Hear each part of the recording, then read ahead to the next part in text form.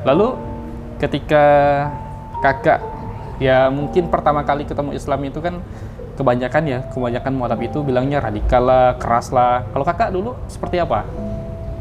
Kalau saya melihat ya, ribet. Oh, agama yang ribet. Apa tuh yang ribet, Kak? Dari banyak cara sih, ribet sekali. Salah satunya apa?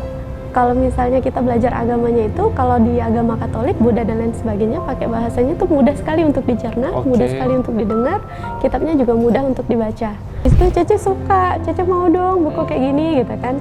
Ya udah sama-sama aja dulu, Mami baca, kalian dengar ya.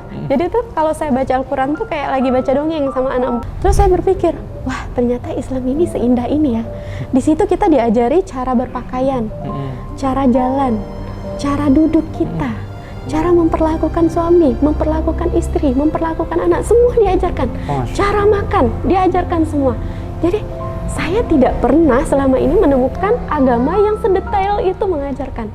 Karena waktu saya masa mencari Tuhan, kemarin saya juga dari Konghucu Buddha ya. Nah, jadi di situ saya pindah ke Katolik, pindah ke sini, pindah ke situ hanya untuk mencari Tuhan. Ada juga ya pindahnya kayak. Sebenarnya Tuhan itu yang mana yang benar gitu.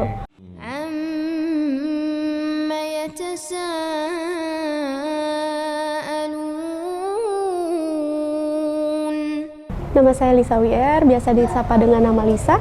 Kalau kakak dulu mandang agama Islam ini, itu seperti apa? Agamanya seperti apa? Ini sebelum masuk agama Islam? Biasa aja. Biasa aja. Lalu ketika kakak, ya mungkin pertama kali ketemu Islam itu kan kebanyakan mualaf itu bilangnya radikal lah, keras lah. Kalau kakak dulu seperti apa? Kalau saya melihat ya, ribet. Oh, agama yang ribet. Apa tuh yang ribet, Kak? Dari banyak cara sih, ribet sekali. Salah satunya apa? Kalau misalnya kita belajar agamanya itu, kalau di agama Katolik, Buddha dan lain sebagainya, pakai bahasanya tuh mudah sekali untuk dicerna, mudah sekali untuk didengar, kitabnya juga mudah untuk dibaca. Tapi kalau misalnya bahasa Arab, kita harus pakai bahasa Arabnya itu kan, kalau misalnya Islam. Nah, di situ. Selain itu, menutup auratnya dan lain sebagainya, menurut saya sangat ribet sekali. Siap. Lalu ini, kapan mulai kakak ngerasa bahwa Islam ini, oh ternyata Islam tuh nggak seribet itu gitu. Itu kapan tuh? Saat saya belajar membaca Al-Quran ya. Jadi waktu itu masa pandemi saya suka baca waktu itu ya, suka baca dan saya kehabisan buku untuk dibaca. Dan satu-satu buku yang belum saya baca adalah Al-Quran itu ternyata. Nah itu pun Al-Quran yang waktu itu asisten rumah tangga saya itu tinggal di situ Muslim ya, dia taat sekali agamanya. Untuk sholatnya 5 waktu itu Masya Allah gitu kan, puasa Senin Kamis juga dia kerjakan.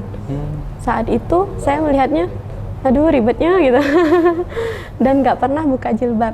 Nggak pernah buka jilbab? Nggak pernah buka jilbab. Masya Allah, luar biasa ya.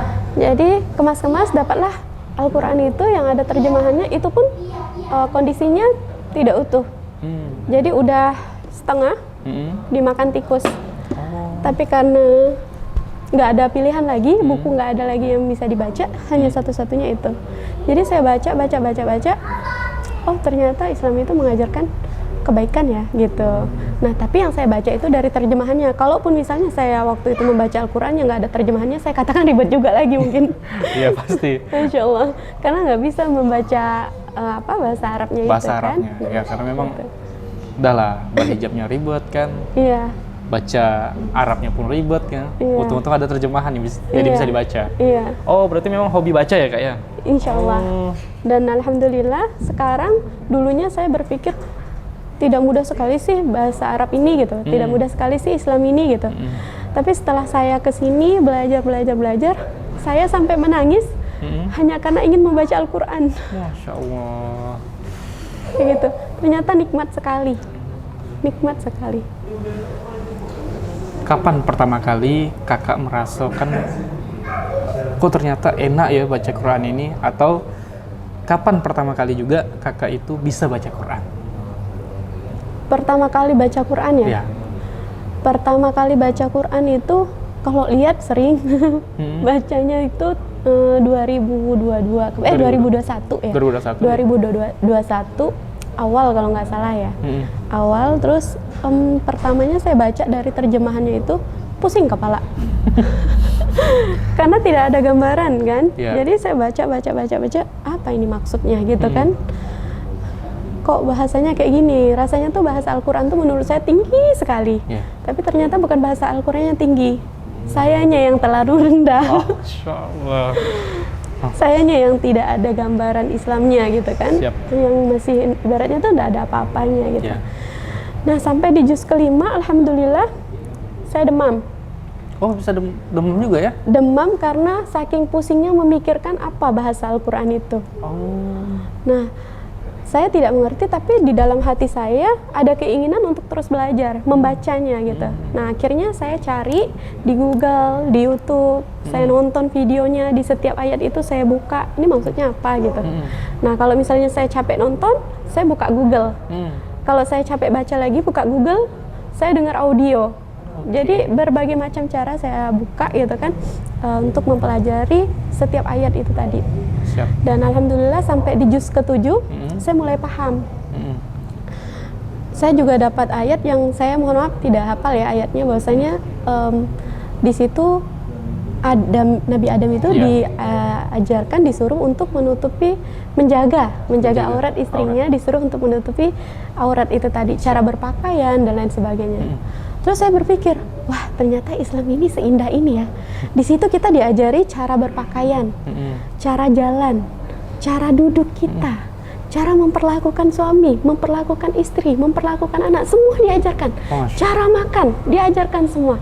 Jadi saya tidak pernah selama ini menemukan agama yang sedetail itu mengajarkan. Karena waktu saya masa mencari Tuhan kemarin, saya juga dari Kemucu muda ya.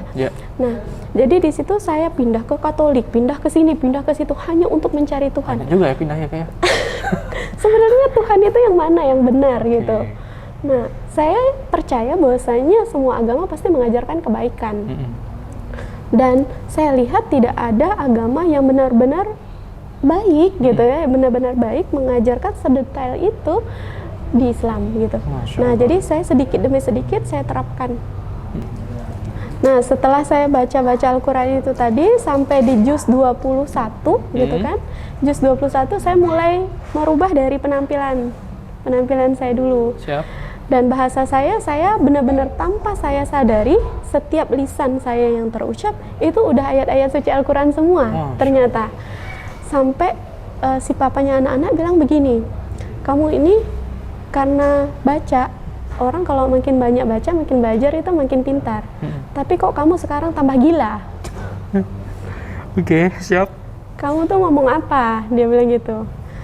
Terus dulu kan saya pergaulannya, lingkungannya China semua ya. Mohon maaf ya China semua gitu.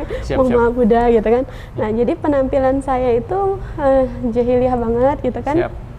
Nah, jadi tiba-tiba karena baca terjemahan Al-Quran ini, saya pakai yang agak tertutup. Tunggu Kak, itu udah muslim atau belum? Belum. Belum muslim tapi udah melakukan ya? Iya, langsung praktek. Langsung praktek? Karena saya merasa nyaman. Kena sindi nih orang muslim. Karena saya merasa nyaman gitu kan. Nah, jadi itu saya coba tutup dari pertama rok dulu yang saya panjangkan, masih pakai baju setengah, terus lama-lama saya mikir, kalau pakai baju panjang lagi kayaknya lebih enak lah gitu kan. Pertama, kita ndak kepanasan ya kan, ndak kena debu dan lain sebagainya. Banyak alasan yang bikin saya tuh kayaknya nyaman deh tertutup semua gitu kan.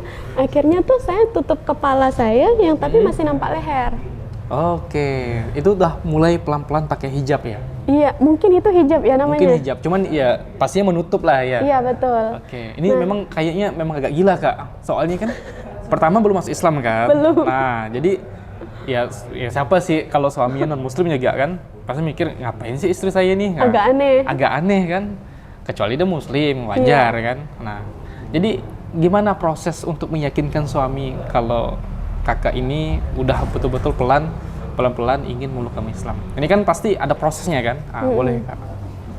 Jadi saya cerita ke papanya anak-anak itu. Siap.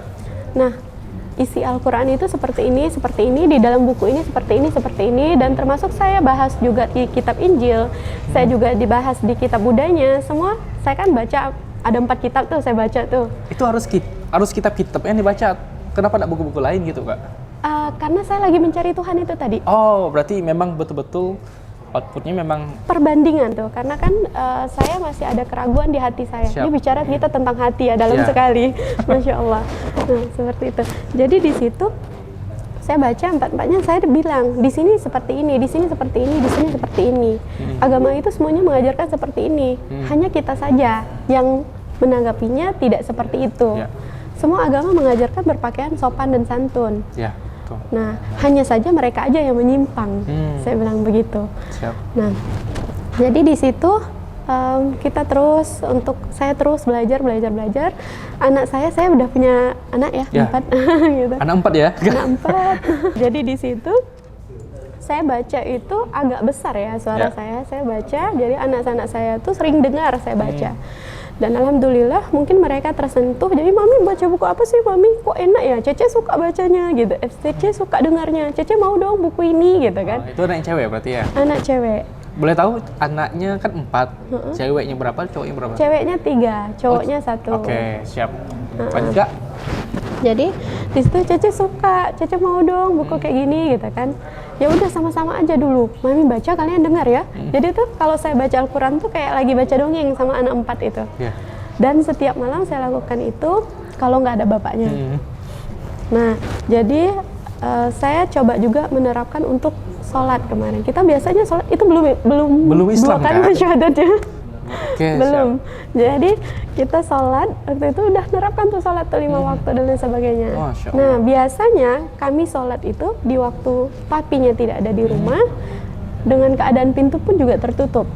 Hari itu kami sholat maghrib, pintu kami nggak kunci. Oke. Pintu kami nggak kunci.